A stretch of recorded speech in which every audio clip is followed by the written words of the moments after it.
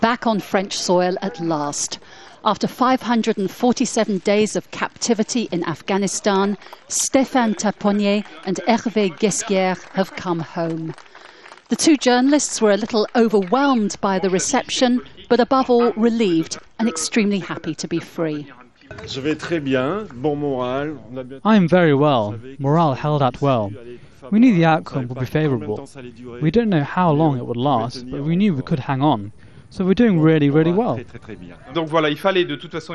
We had to be super solid and super strong. We had to structure our time well and not get bored or despairing or think that we would never leave.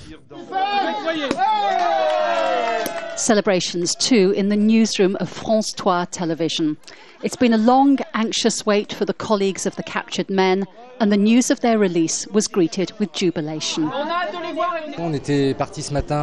We woke up this morning thinking that we were going to gather to mark the year-and-a-half anniversary of their capture, but right at the end of the gathering, we learnt that they had been released.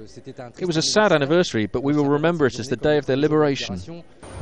The two journalists, along with 3 Afghan colleagues, were kidnapped by insurgents in December 2009. They had been embedded with French troops in Afghanistan, but decided to go off on their own.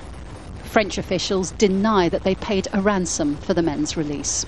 It was hard for at least 2 reasons, because we were faced with an organisation, or a disorganisation, that was extremely complex, with several people in charge who had to be identified.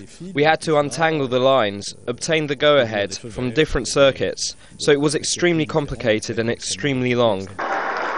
So a happy ending to this hostage crisis. Not only for the journalists celebrating in Paris, but also for their Afghan translator, who has been reunited with his family. Jacky Rowland, Al Jazeera, Paris.